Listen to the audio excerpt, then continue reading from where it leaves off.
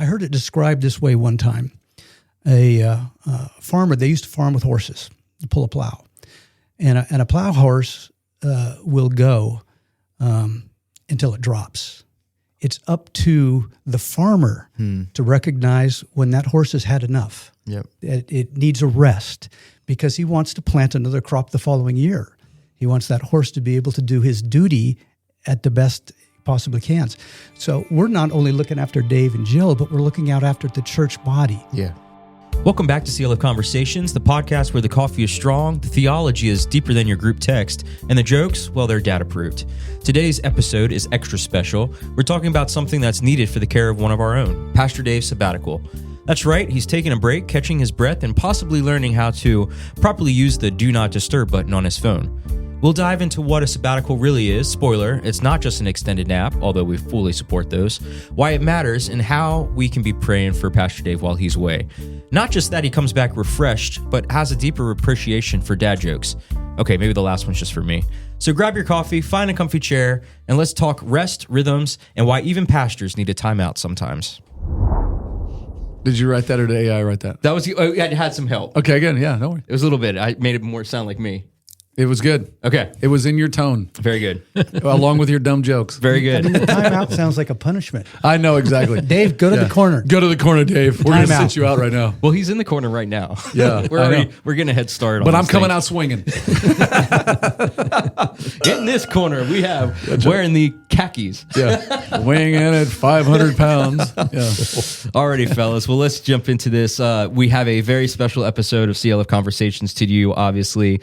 We have myself, Perry, regular here. We have our other regular here, our senior pastor, Dave York. And then we have Bill Hurd. And then we have a brand new guy to the podcast, but he's going to be no stranger as the time goes on. We have Dave Rubel. Dave Rubel. Dave Rubel. Was that He's in the relaxed house. enough for you? Totally. I was really good. I was really proud of you. I was totally relaxed when I said that. Completely relaxed. Make this a conversation. There you go. Alrighty. So I don't know if you guys... Well, if you guys have been listening to the podcast, but I kind of have a talent for creating titles of these things. So today's title is going to be Jesus Napped. Be like Jesus. Wow. Yeah.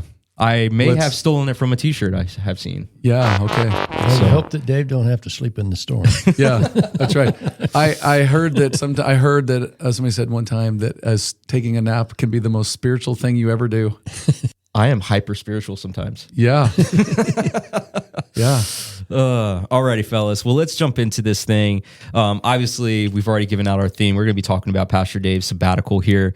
Let's start off with just what is a biblical foundation for work and rest. Bill, would you want to start us off with that one? Well, I think we start with the created order, and you see God had work before the fall.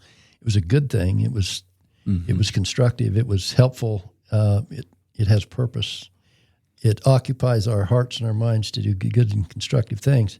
It only became hard after the fall, but even after the fall, it's seen as a very good thing. And work is to, men are to work to build the kingdom and to build their families, and so it's a wonderful thing. But you also see in the creation rest, and you work 6 days and you rest one day. So that's the pattern that was set, and I think we always go back to the creation order to see the way it ought to be. Back to the garden. Yep. And so that's kind of the foundation. Yep. That's very good. So I was just thinking about, so how is that, you alluded to one day of rest. How is just rest a reflection of God or even our trust in God? Well, we see even God rested. And rest isn't necessarily just laying around doing nothing. Rest is pulling back from the hard labor and looking and appreciating and even enjoying the fruit of your labors with your family. So I don't know. Rest it's a spiritual internal thing rather than just a physical thing. Sure, you can not be working and still not be resting. That's one of the things we're hoping that will, like with Dave. It's hard to turn off all the stuff that goes on in a pastor's mind all week long and all the relationships and all the contacts. right.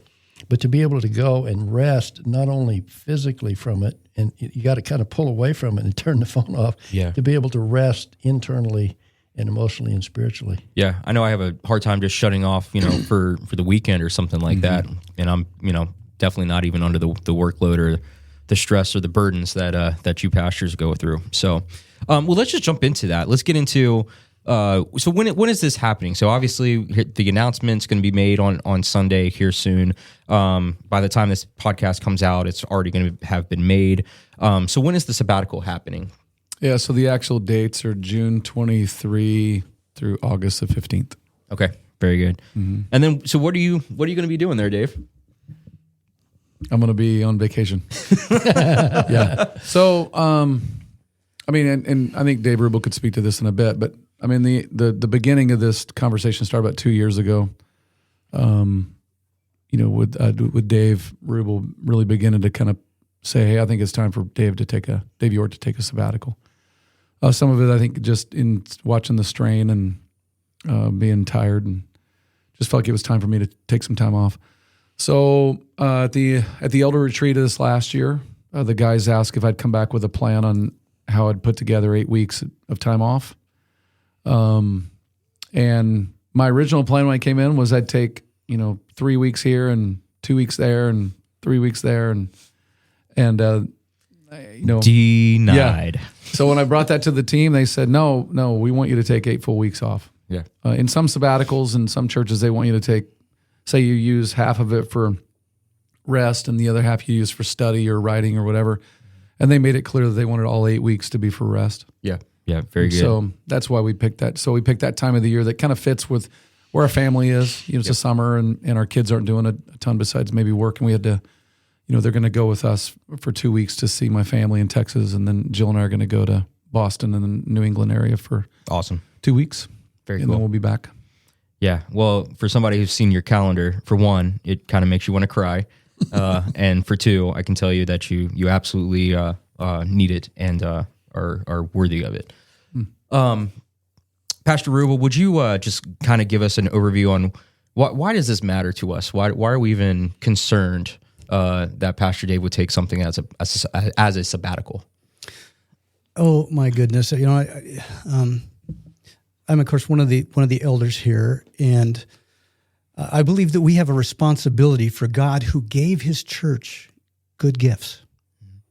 And one of those gifts that's expressed to us in Ephesians 4 is a shepherd, pastor, elder that cares for the church.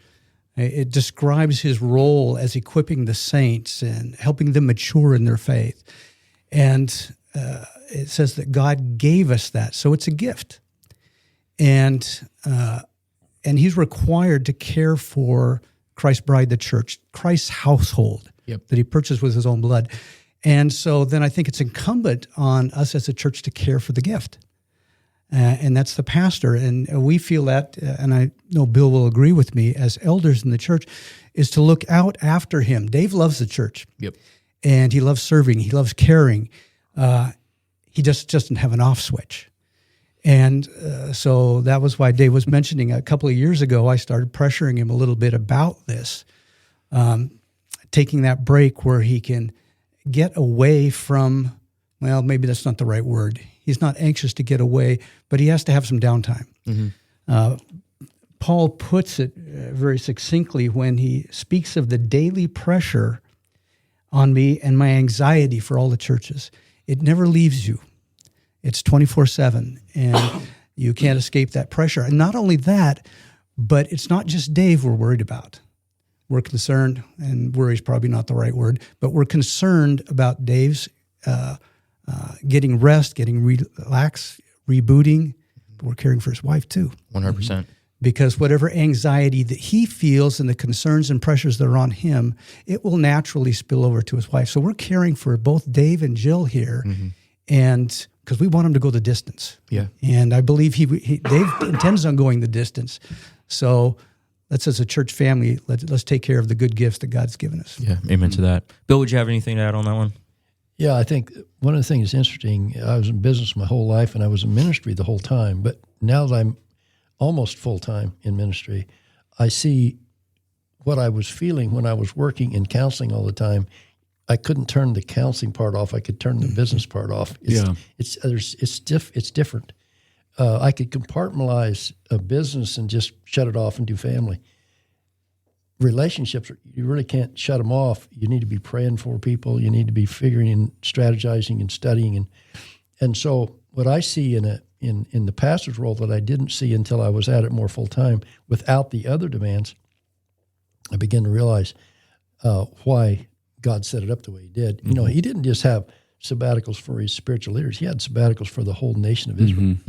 He realized, and there was almost 2 months a year that they saved up 10% of their income and spent it in vacation, right? Fellowshipping, worshiping, enjoying each other. Yeah, festivals. We've lost that in our culture. It's work, and we feel guilty for not working, right? And that's destructive. So not only is it a natural need that God showed us early on, but it's also something that not only the pastor needs, but one of the things I've appreciated about Dave down through the years is whatever it is the church needs, he tries to model it.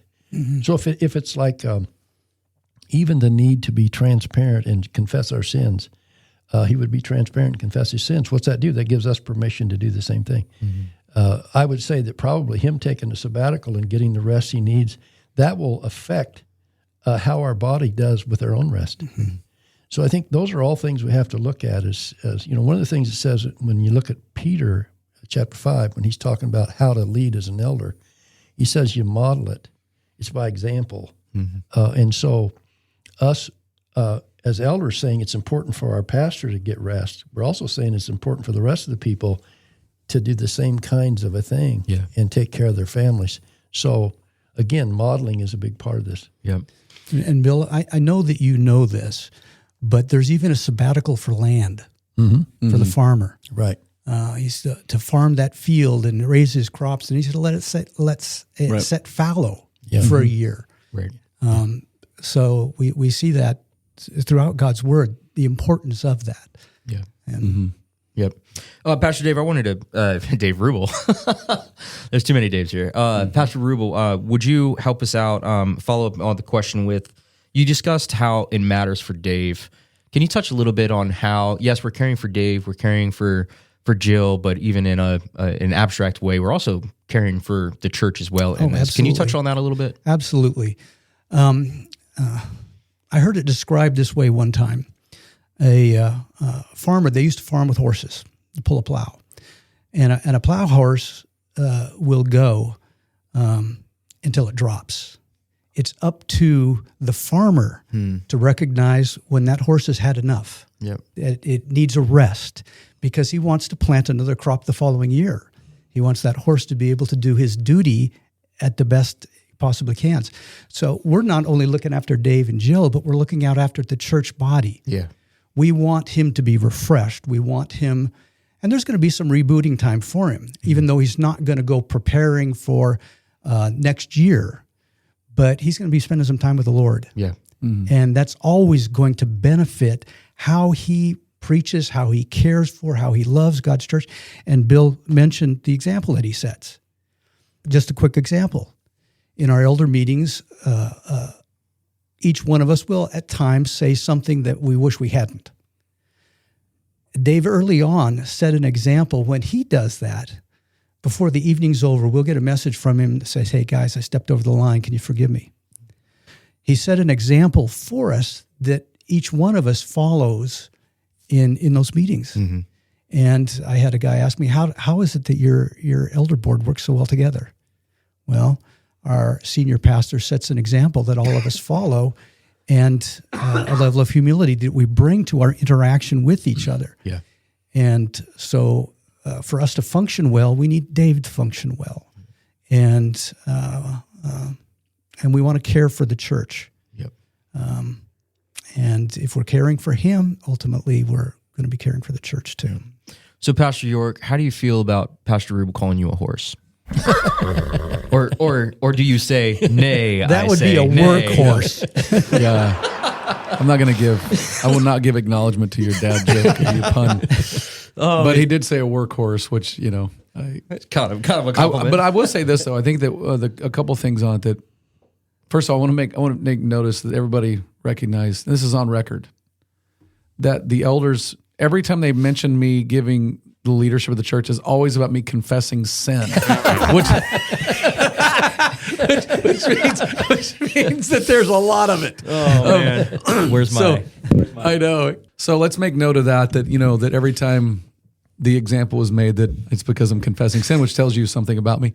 Rest may be needed. Yes, rest may be. But the other thing I would say that I think is important, even on Dave's analogy, which I do think, and this is something that Dave and I talked about at lunch recently.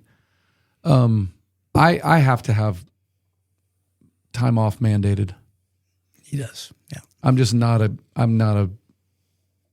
not a great example of taking rest. Nope.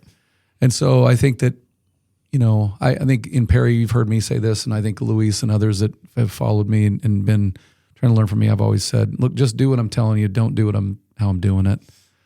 And so I'm very grateful that, that the elders are seeing that. I have a very strong wife that can handle an enormous amount, and she can carry a lot. Mm-hmm. And I think that when Jill says, it's time for you to take some time off, I think it's, I need to listen to that. And I was telling, Dave and I were talking the other day at lunch, and one of the conversations he was asking me was, what are some things that you need from us as elders moving forward? And I said, one of the things is, I just need to mandate my time off.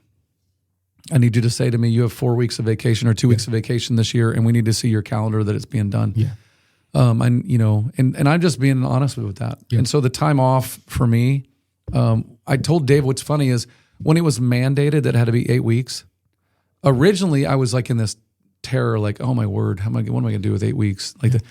And then when it was mandated, I could rest, that I had rest coming. Yeah. I don't know how to describe that, but for me, I'm such a schedule freak that when I knew that my elders said to me, this is what you must do, and it was non-negotiable. Yeah. That I was like, okay, I'm going to do that.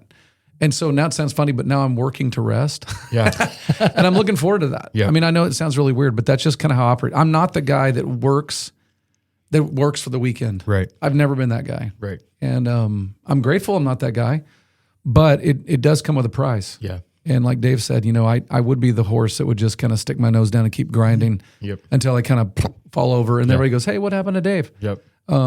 So I am grateful for that, but that is one part of the analogy I think is really true. Yeah. That the guys have recognized and said, man, there's some wear and tear. Yep. We need to give him some space and give him some time off, and I'm grateful for it. Can I give you one little additional thing? Yeah. When I had that surgery a while back, and I think he told me I had 10 days I couldn't do anything. And it changed my life to have 10 days where I could actually I couldn't do anything. So I couldn't go, he didn't even want me talking to people other than just family. Just walk around, Bill, take it easy. I developed understandings of Scripture and counseling and things just from walking and listening and talking to God that I hadn't developed in years. And I'm actually getting those things down in worksheets. And so I'm excited about the creativity that's going to happen inside of Dave in this period, having this period of time to mull over and think about stuff. Yeah. And just appreciate God and his life and everything, and have that play back in to the way he teaches and the way he preaches. So, I think it's going to be pretty good. Well, luckily we have, we've been gifted with not only just you, Pastor York, but we have a deep bench, as we would say, and we have tremendous leaders in our elder board, in our deacons, and of course the staff is a huge help as well. So what's the plan for this transition period or this season of life when we're Yorkless? Well, I mean, I think on the front end, just on the preaching side, we've the guys were very clear that they really felt that we needed to have one voice preaching. Mm-hmm. So we've asked Luis Castellanos to preach for the 8 weeks. So it's a Spanish voice. That's right, Spanish voice. And so Luis is going to preach through the book of Philippians in the summer, which will be really good for the church. Yep. And we're really grateful that he's been willing to do that and has the bandwidth to do it. Yep. There's a lot of things that are on the horizon, like we're starting our building project push in September. So we're trying to get things done now before I leave, so that there's not too much on that. Obviously, we have a great team here. So, Dave Rubel can continue to just serve the church with the daily needs of the church and what pastoral needs are. Bill's continuing his counseling stuff. Dave Quill is still doing what he's doing. Yep. All of them will take on obviously some different there'll be some different decisions that had to be made across the board, but we function so well together as a team that I think God's already got us kind of directing in the right direction. But the big piece was a Sunday morning context, and Luis is going to take that on for us. But what a gift it is, just thinking out loud, who God has brought to this body, this church, in order to be able to not just support you, but allow you to have that rest that's needed for you and your family, and yet still being able to fully support the people that He's given us. Mm-hmm. Yep. Amen to that. So Dave, we know you. You are the workhorse, right? You really think you're going to be able to shut that mind of yours off? Yeah, I don't know. I mean, I know that you love the church. That's what I'm saying. And I think that one of the things that I've had some discussions with even some men that are on our leadership extended community. They've expressed some concern that, one of the things that happens is that all roads kind of lead to my desk. And one of the prayers that they're having for the sabbatical time is that all the roads would lead to the elders as a team and to the staff, not just to Dave. Yeah. So I think that's going to break a cycle. I'm praying it will. Not that I want to be distant. I mean, people that know me well know that. But you got my phone number, call me. Right. Text me. But one of the things the elders have asked me to think about is, when I'm gone, to have my phone shut off, have it in my wife's possession, those kind of things, and only answer something periodically. Right. But that's the role that the body can play in. It's just like, listen, every little thing doesn't need to land on Pastor York's desk. Like I said just a moment ago, we have been gifted with tremendous leaders, so we can lean on them and not just Pastor York. That's true. One of the challenges that I have, and it's my own doing, is that I have a high capacity and I enjoy it. Yeah. But like we talked about together as a team, there's things that each of us have on our job descriptions that it's their job descriptions, it's their oversight, and I have a tendency to nibble, and I need to not be doing that. And I think this is going to help break some of that. Sure. It's going to be a work. I mean, I've told the guys that, one of the things I am nervous about is, when something does come up, not getting nervous about how that's getting addressed or dealing with things. So, I mean, it's going to take a work, but I think that we've got a good plan in place. Yeah. And I think that I think I'm working on some things in technology, just thinking through how to shut some things off and only have it up once every few days and those kind of things. So, well, I'm assuming that a pastor's heart is not something that you can turn off, but you might be able to mute it for a time period. Yeah, I mean, I'll be able to turn it off in that sense. The care for the people, it's what I do. It's who I am. Right. I think that's a good place to. I had one last question for today, fellas, and that was basically it's directed towards you, Dave, but perhaps Bill and Dave Rubel can help us out on this one. What are ways or any specific things that we can be praying for as a church, as a church body, for leadership, and then not to mention just, of course, you and Jill? Yeah, well, I think the first thing and this is one thing that we're trying to get out there really clearly, is that there's nothing wrong. So don't be, my health is great. I'm not stressed out. It's just time. I mean, I think Dave said the other day, it's been 10 years since my last extended time off. So the guys just think this is the right time, which I don't disagree with them on. So the one thing to be praying for us would be, we're going to get some extended time with my family back in Texas, which will be really sweet. Jill and I are celebrating our 30th wedding anniversary in June. That's a big deal. So that's a big deal. So we, just pray that there would be another just reinvigorating time for our marriage. We are really coming on a brand new season of our family life when our kids are older, and our friendship matters a ton, and Jill's my best friend, and I think she says the same thing about me. So I just pray that our companionship, our joy, our love for each other will increase. Pray that our time with my family, extended family, would be a blessing. Yeah. Pray for our kids. They're going to be with us for part of the time in Texas, and then they're going to be without us for a couple weeks, which is fine. But just pray that family time is really sweet for all of us. And pray for my soul. I am tired. Some of it I'm older. I just turned 55, so I'm older. My 55. He's just a kid. Yeah, my capacity is a little less than what it used to be. But just pray that that part of my soul would just get reignited. I know that these guys would tell you that when Jill and I are away for 2 days and we come back, I'm really refreshed. Mm-hmm. So the idea of having 8 weeks, I don't even know what that's going to be like. I mean, the first Sunday back preaching, everybody's going to have to like get their timers out because it's going to be a long one. So I just say pray for those things. I can see you're going to be the old guy that just never retires. You might be retired, but you're never going to retire. Yeah, well, it's funny. One of the guys, I think it was Luis, said to me a while back, and I take it as a great compliment. But he said, "You're kind of like Tom Brady. You're just going to keep going." And I was like, I don't know if I'll be the GOAT, but I'm hoping I just keep at it because I think that's biblical. Right on. As the Lord would have me. Yeah. Well, I want to be Caleb, and I'm 80. Give him my mountain. So I want to be that guy. Awesome. Yeah. Well, that's specifically for you, Dave Rubel, Bill. What are things that we can be praying for you guys during this season? Leadership, that kind of thing. Well, one thing is certainly before Dave leaves, we need to have a clear plan of like the mediations that Dave and I are involved in and so forth. That those are all lined out. I know my responsibility. We follow through well. The other thing is, I think. Not only is the division of labor is all accomplished and we know what all of our jobs are, but again, to be praying for us as a team when your major players out off the team, others have to be more aware, more alert, and on guard, and so we don't miss something. We don't want someone to fall through the cracks because we didn't do our job, and we've got the manpower to do it. 100%. Yeah. So I think that's the main thing, and the other thing is. I don't know about you guys.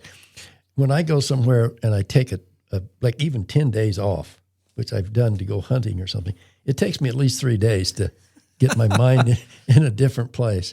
But it's amazing what happens in your heart and mind as you begin to appreciate God's creation and pay attention to your wife and things that you're not all distracted. So I think we can pray that not only for Dave, but that all of us would slow down a little bit. Not in our responsibilities, but just slow down and appreciate what God's given us in this body and the friendships we have, and how that we can love on our people and we can worship God and we can love His Word and gain from it every day. Yeah, 100%. Yeah. Yep.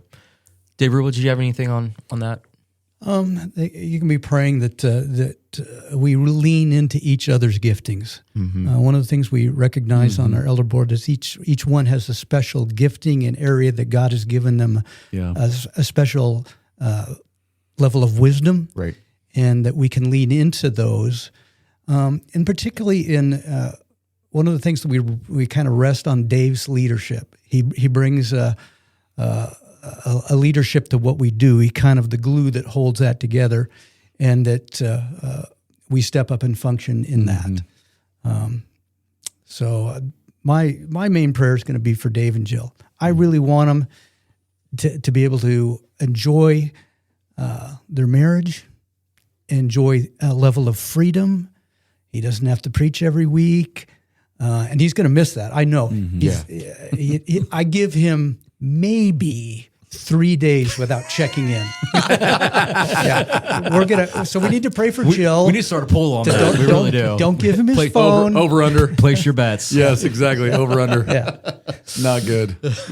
Very good. So all this time when we heard about the sabbatical, I've been joking around and calling Pastor Dave the Sermonator, and so our friend Luis got a hold of this, and he's just like, if Dave's the Sermonator, don't worry, he'll be back. Yeah, that's right. Yeah, exactly. Perry, let me add one thing to this too, is that I know that as an elder team, one of the things that we're talking about is that because the church is growing and our team is growing, that there'll be a pastor on sabbatical once a year periodically, just to give guys time for refreshment. So I think it's important to keep that in front of the church, that this is a policy that we're trying to start to implement a little bit more. Yep. And again, this is just for take down the distractions, allow people to you guys to really rest, because you guys are constantly working, and you are. Even just being a member of CLF myself, we always feel cared for, we always feel loved, and that's just evidence in what you guys do as leaders and what you guys do with here at the staff, and just with really who you guys are. So you guys are all a gift. I think that's a good place to stop for today.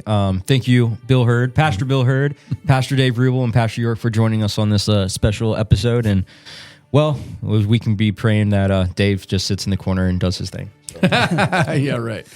Well, folks, that's a wrap on today's episode. Hopefully you're walking away with a little more understanding, a lot more appreciation, maybe even a tiny bit of a sabbatical envy. As Pastor Dave enters rest mode, let's remember to lift him up in prayer and maybe not blow up his phone with the Greek word questions or requests for last-minute counseling, unless it's an emergency or you've baked something really, really good. In the meantime, let's all take cue from him, rest when we can, trust God with the rhythms of life, and for goodness sake, learn to actually use that do not disturb button. Until next time, remember to worship, fellowship, grow, and serve. Thanks for joining us for another episode of CLF Conversations, where we grow in Christ, one conversation at a time.